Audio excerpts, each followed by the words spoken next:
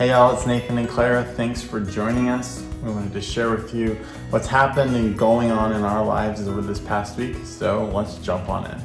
'Cause you're my Valentine. You're my Valentine. Let me say I love you. So one of the biggest things that happened this week is that one of the apartment complex buildings across the street from us actually caught fire. The whole top level burnt down, which was 2 apartments. And we just finished going and finishing up our table back there. We were resurfacing it. Yeah. So we were in the middle of sanding it and painting it, so we were completely oblivious to what was happening outside. But as we were rinsing off all of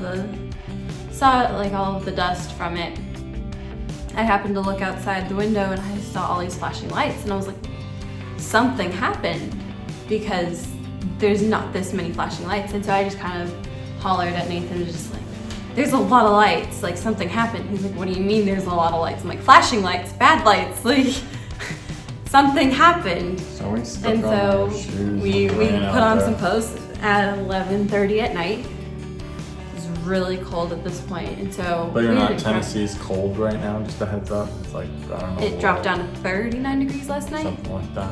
It was low. It was cold. But for being normal people from Colorado, like that's pretty But it was cold. I did not It want was to be out cold there. in Tennessee. So I ended up going, and I was freezing my fuzz off. But we went out there and we were just like, okay, well, let's figure out which building it was that is causing all these fire trucks to be out there. We counted at least 7 fire trucks. There were 7 to 8 Yeah. fire trucks out there, and so we ended up going and we walked a little bit of ways, and you just saw all the people that are like out there Smoke, trying to figure yeah. out what it is. There's a lot of smoke. You can smell it. You can see it. At that point, the fire had been put out.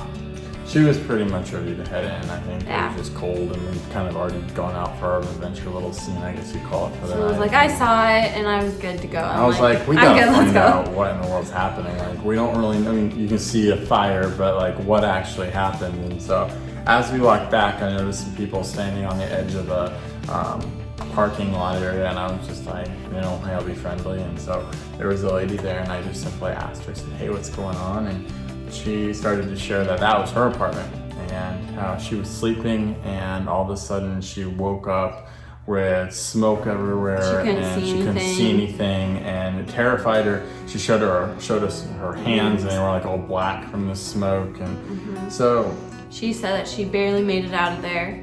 And she's like, if I kept sleeping, like I wouldn't have been able to get out. And so I guess right then it kind of hit us as, wow, there's an opportunity of somebody who, really was saved from something that could have ended her life. And Clara was the one who kind of felt prompted, hey, we should be praying. We should pray with her. And so we stopped right there and asked Which I was her. a little shy about. I wasn't very confident in that.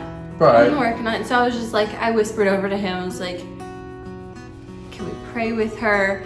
It felt very awkward for me because I'm not one to pray out loud. And so I was like, why am I the one feeling like, hey, we should pray for her? Right, it was when you feel the prompting, and especially in this Listen. circumstance. And that's where it was you really should, nice to be there with him, is because we both kind of needed each other to encourage us to actually take action on that. And so I was able to go and kind of express the fact that I was like, I feel like we should be praying for her. And so we asked her, and she's like, yeah, you can pray for me. And so we stood right there and prayed for her, and She started crying. And it just started to, after we had finished praying, we started talking to her and sharing her about what God had done, and how He kept her safe. He kept her safe, and how God loved her. And she kept making comments to us like, well, I mean, I guess God does love me if I'm still alive, but I don't understand it, of like, why would this happen? And I guess, as we walked away feeling like we wish we could have done more besides praying for her and telling her, hey, she can come to our apartment if she needs help, or anything along those lines, we felt burdened. Like, how do you help somebody yet also, like, what does this mean for our lives? And it was kind of a wake-up call in a sense for us to say, the things of this world are not going to last. And I think that's kind of what we both walked away with, especially with the fire. We were working on a table, like, okay, it's not like we're trying to refinish it and make it look nice. But to realize this thing could, like, one night, it could be completely burned. Yet in honesty, with eternity, all this stuff is going to get left behind. None of it is going to come. It's like a fire in a sense, because there is none of it at all we can take with us. And so it's an encouragement, I guess, from us today. We're not going to sit and go on too much of a rant, but the fire this week really prompted us to say, invest in eternity. Invest in things that really matter. Don't invest in the things that are just going to melt away, the things of this earth. Now, of course, you got to have to pay your bills. Yeah. You're going to want to enjoy life, invest in your kids. Enjoy what God has given you.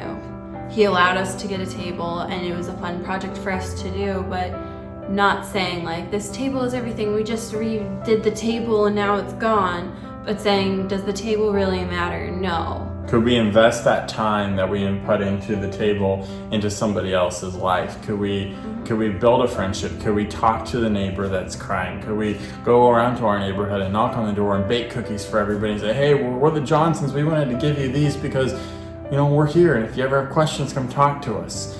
I think really being open and making a worthwhile investment, not just in the temporary life that we live, because the 80 minus years that we all are living right now is not going to be worth it versus what it really means to eternity. So enough rambling. That's kind of our inspiration for the week. That's what's kind of got our minds been thinking and running on, but we hope you all are doing well. Feel free to hit that subscribe, like, comment, do all the normal YouTube stuff, and we look forward to seeing you next week.